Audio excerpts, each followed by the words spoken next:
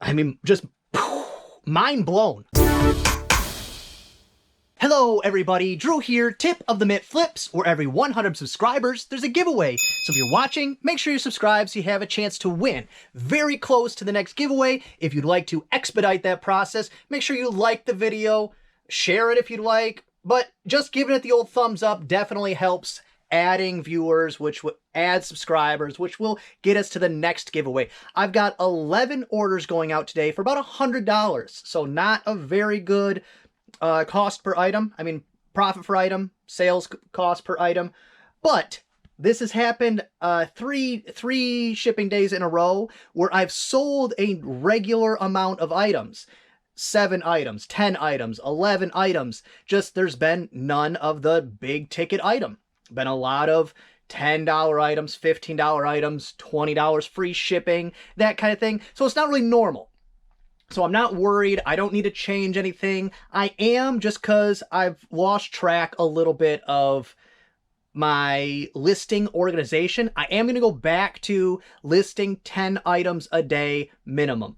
I did that for a while. When I was trying to build my store up, I got to a number of items I was comfortable with, and then I just started listing as I felt, as things came in. Now I'm going to go back to really pounding the listings, at least 10 a day. I don't know if that's a lot for you or a lot. It's not really a lot for me. It's just it's a benchmark. This is the minimum I have to do every day. If I miss it on one day, I make it up the next day. If I can only get to 5 because I had a lot of packing to do, the next day I got to do 15 to cover it. That's just how I'm going to go from now until probably Thanksgiving. That's about my goal. Now you'll see I have this big boy that I mentioned in the last video sitting inside this not so good box for it. But what I am going to be able to do is I have 100 plus of these boxes. I got them for free. I said free boxes, can't turn it down. But what I think I can do is I can take 3 of these and telescope them to make one large box. Because if you watched the last video, I said I was going to get about 200 bucks for this. And then when I looked it up and posted the sales, it looked closer to the $100 range. But what I didn't cover in the video, and I just didn't bother turning the camera back on and adding something in later, blah, blah, blah, is that shipping on this, if I was over what I think I'm going to end up in any direction by a couple inches, it went from $150, $170 shipping to like $350, $700 to get it to Alaska type of shipping. That's a big difference. So big items like this, definitely need to pack them up before so that you know exactly how much the shipping is going to be. What I couldn't find, it might exist, but I couldn't find it, is you can pass your eBay savings on your shipping along to the buyer. I don't do that. I reduce my price to match what other people have. And then if my shipping's more, no big deal. For me, I make it up in the shipping discount and the price to the customer is the same. But with this, I can't pass on that. Normally it's like a difference of 20 bucks maybe for a big item like a VCR or something, but they save that in the dollars of the sale price. But on an item like this, when it could be $700 to ship it to Alaska, but it would be $300 for me, somewhere in that range, you can't pass on, or at least I couldn't find, the eBay savings on one listing. It was either all or nothing, and I'm not going to change my whole store for one item. So I just have to be very exact, and I'll make up that dollars I was saying I would get in the video, but it didn't show I would get in the video on shipping cost. I know it's a long-winded way to get to my point, but I've had 2 cups of coffee this morning, so that's what you get. First thing going out today on A5. Tuco puzzle. I don't know why I went this way, but, you know, mixing it up. A5. Tuco puzzle. Snowy something, I think is what it's called. This is a vintage puzzle. Very cool. Let's see. What was it called? Snowy Valley. Right there. Snowy Valley. $19.99 plus shipping. Next up, original Toshiba VC something something blah blah blah. It's a remote. Do we got it? Yep, Toshiba. It's this one on the bottom right there. And for that, I got $7.25 free shipping. After that, The Death of Superman, which I've been wanting to watch. So you're like, Drew, why would you sell it then if you're wanting to watch it? Well, since you ask, it's because it's on Blu-ray and I don't have a Blu-ray player. So that's why. So The Death of Superman on Blu-ray, $7.99, free shipping. I paid $0.25 for it, I think. So that's not great money, but it's profits. Next, I keep saying I'm going to move these, but I don't until I go to Poland. I go, oh, wow, I should move these. A1 Revereware 10-inch skillet pan replacement lid. Crawling on my hands and knees. I don't know which one it is. I'm going to grab this one for show for now and figure it out later. But 10-inch Revereware, I don't think that's the right one. $17.99 free shipping. After that, on A5, Innova standard disc golf bag, new with tags, red, right here. I got 2 of these at a garage sale, $2 a piece, and I've had a crazy amount of offers on them. But they've all been really lowball. Like, if something's listed for $14.99, I'm not selling it to you for $5. It's new. I don't know. I get they can make any offer they want. I just have to say no. But sometimes I'm like, that's insulting. I don't even counter sometimes if it's too low. I just decline. That's just me. $13.49 plus shipping. Next one up on A2, vintage synthetic something ashtray. On what did I say, A2? Losing my mind. Ah, here we go. A2, buried. Right here, it's a speckled, almost looks like Melmine, possibly. What do I got in the listing here? Confetti ashtray, I don't know. But it's a plastic ashtray. $9.99 free shipping. That'll go first class. Maybe if I put it in a box, that'll be 6 ounces, 5 ounces. Then on A3, I was just about to retake the pictures on this because I was just looking through old listings, double checking some stuff, updating recommended or required stuff. And I saw that the pictures were terrible. I said I should probably retake those, but they sold. So that's great. A3 Eversham Vale Royal Worcester teacups.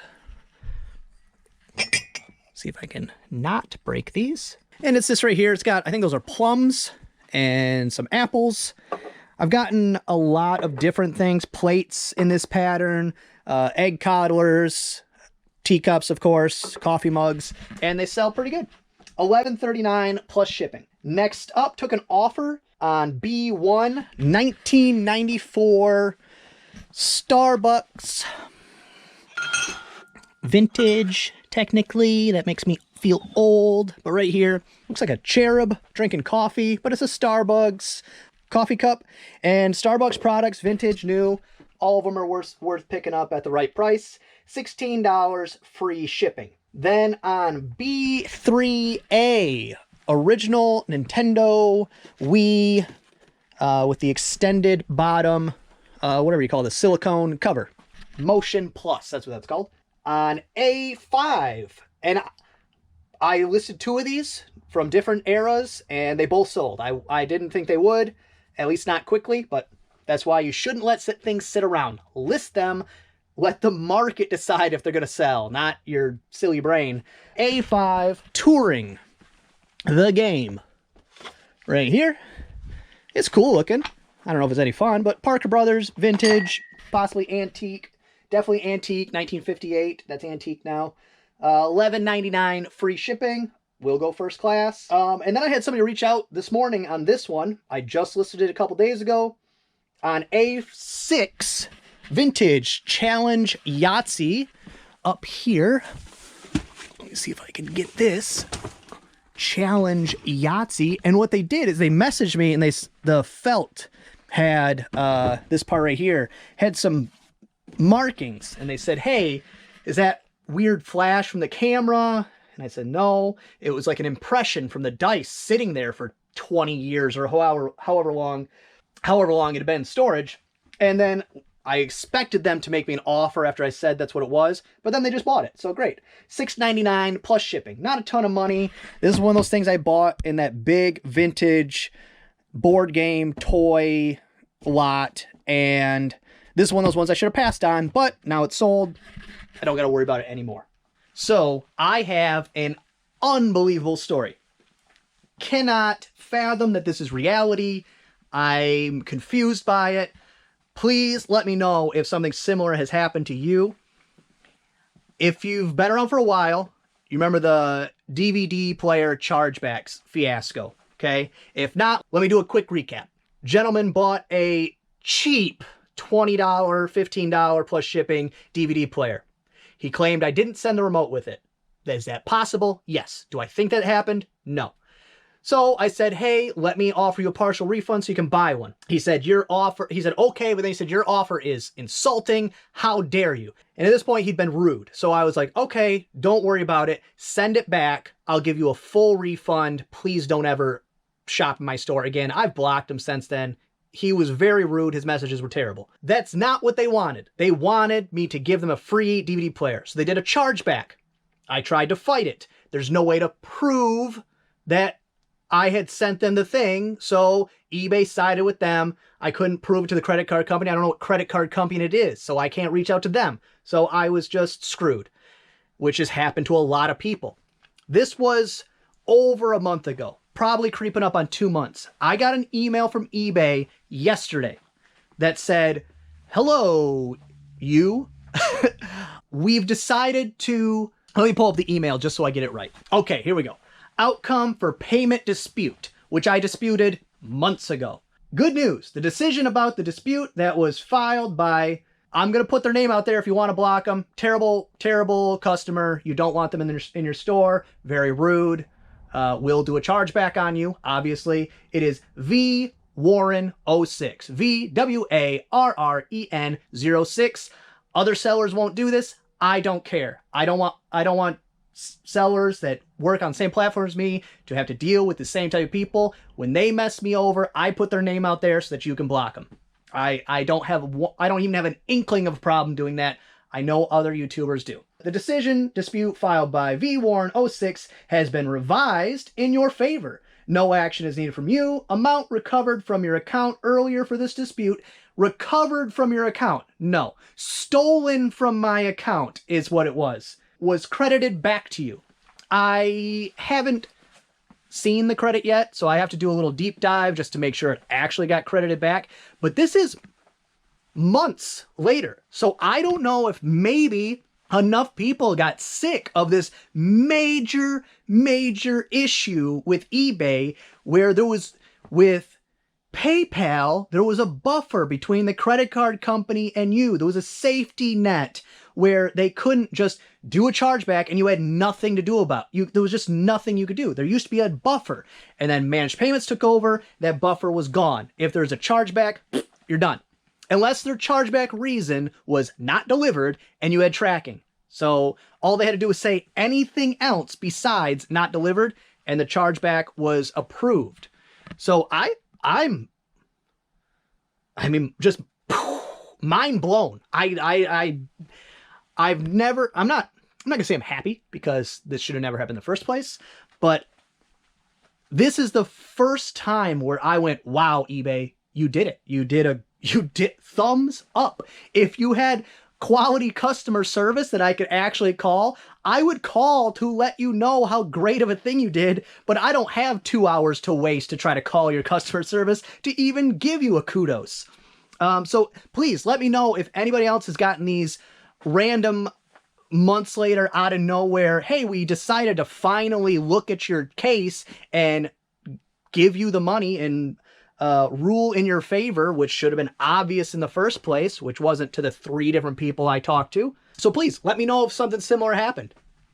I would be very happy to know that this wasn't like an outlier, that maybe they finally decided, hey, we need to do something about this, and maybe started going through their backlog. I'm very hopeful that that's a reality. So, on the topic of vintage board games I shouldn't have bought in the first place, that brings me to the tip of the day.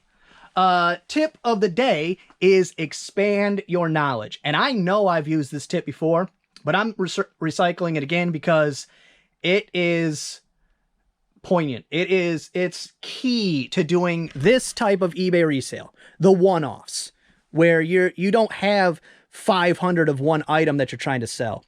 The key is you have to keep expanding your knowledge, because things like this, all of a sudden it'll go from being a great seller to market flooded, and you got to move on. I got to stop buying these and I got to move on to something else. Leave them in my store, reduce the price, do what I got to do, but I need to move on. So I have to expand my knowledge. Point of the story, this game right here, Manhunt, not a high value game. Again, probably should just passed on it. It was a lot of work, a lot of bits and pieces to take good pictures and all that. It didn't come with a list, so I had to go to a website to make sure I had all the parts so I could sell it as complete. But within that game was this right here. And these right here, vintage, ever-ready, C size flashlight battery. I don't even think they say C on them, but they are a C. Oh, no, these are D battery. My bad. They do say it. D, individually priced, 30 cents each. If I can get that in, 30 cents each. Made in USA. Just, I mean, you see these are vintage batteries. This set of batteries, used, dead batteries, is about $10 free shipping. I think I might have $8.99 free shipping on them. In that box, which was like, you know, not a great buy or whatever, because I had the knowledge to know that people buy things like vintage batteries, which I don't know if they're collecting them just for the battery. I think it's more if you have something that takes a battery, a D battery, and it's a vintage item, you also want the vintage battery in it, so it like adds to the look. I think that's it. Maybe there's somebody out there that just collects batteries, but these are in fantastic condition, by the way. But because I had the knowledge that that's a thing, I didn't, just like I would with any other battery and any other thing, take them out and chuck them in my battery tin over here that fills up about once every 3 months and I dispose of in a proper recycling spot. Because I had the knowledge to not trash these, that turned that board game, which was into, hey, pretty good profits. Well, that's gonna be all for this one. I hope you enjoyed it. If you did, give it a thumbs up. If you didn't, go ahead and give it a thumbs down. Subscribe, share, and be good to each other.